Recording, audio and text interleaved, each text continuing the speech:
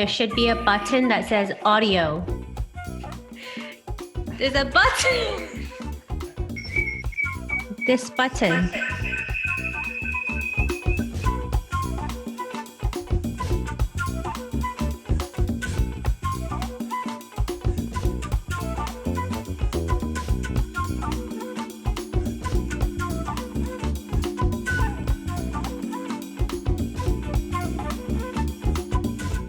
Hello. Hello.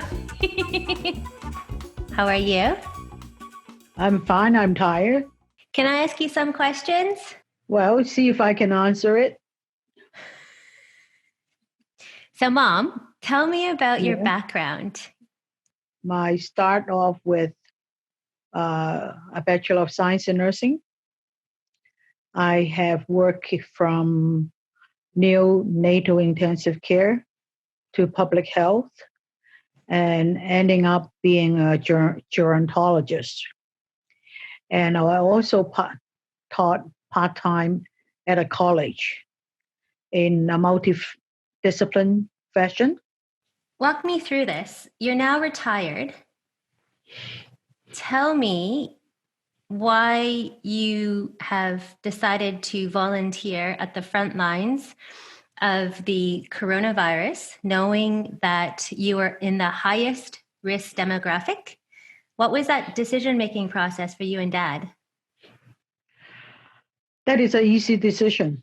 I have been both Dad and your father and I always believe in giving back to the community and a country we love very much. And I don't have a second thought. So what are you doing right now? Are you able to talk about what you've been doing the last month? Well, I'm the frontline worker. We are the people we look after will see most.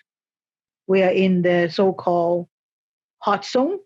While I'm inside, we basically look after all their day-to-day living, from delivering 3 meals, snacks, drinks, clothings, basically any need that they require.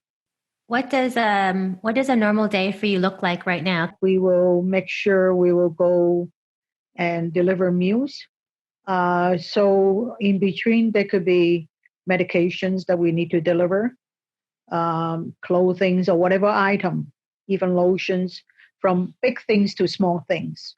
We are not at liberty to have too many direct contact, but at least they know that we are the frontline friendly people there to support them. So all day long is a nonstop walking around, attending to the needs of people. How old are you, Mom? Am I allowed to ask you that? No, I don't want to. I'm not young, but I'm not old. But you're in the highest risk category for this virus at the moment, right? So I feel very comfortable. I feel I'm safer than most people because as you saw my picture, I have my mask. I have another shield in front of my face. And also we work with Public Health Canada, and there are a lot of people helping us to how to maintain the infection control protocol. I don't see put myself at risk. Just like a firefighter, when you see a fire, you don't walk away. You go in. And then when the fire die down, we will have our tea. Yeah. That's all. Or get some hong dao sa. Yeah.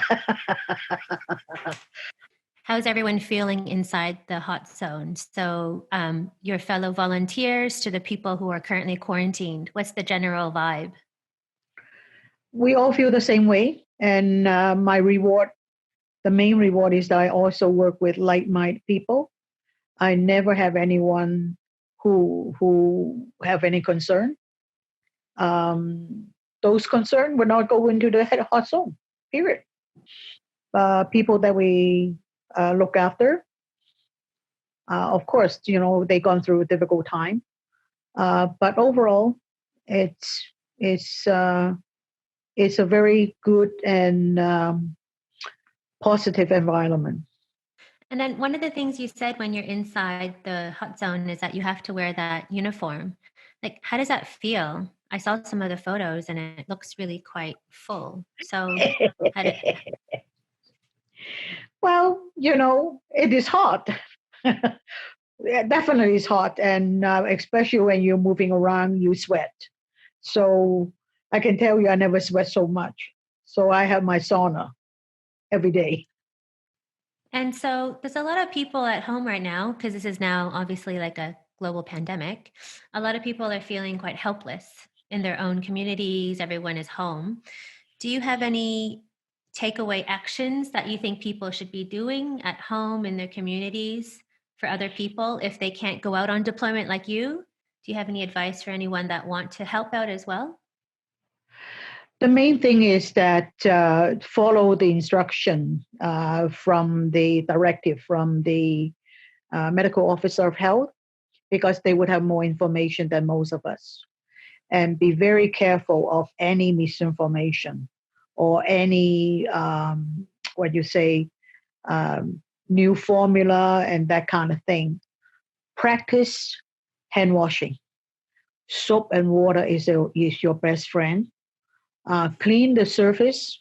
Just be aware of doorknobs, things like that, so that you try to avoid um, the possibility of cross contamination. But otherwise, keep a positive attitude. And for me, I'm thankful every day that I'm able to do that. And actually, if you practice washing your hand often with soap and water, and wash your hand last about two happy birthday song, you'll be fine. Happy birthday to me, two times. So, we have a little problem because the borders are now starting to be restricted. You are Very much. in Canada, you are in Mhm. Canada, and I am in Australia. What are your thoughts with regards to international families and grandparents and grandchildren and families all separated now? Well, separation is only physical. Thankful with the technology, we may not be able to touch, but the feeling is very much there. So you don't have to be lovey dovey kissing to say that you care for that person. Yes, Mom. So, with that technology, I still get some kisses. That's fine for me.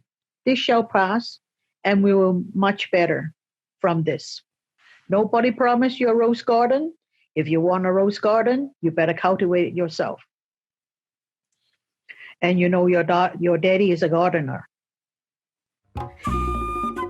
right? Yes. Yeah.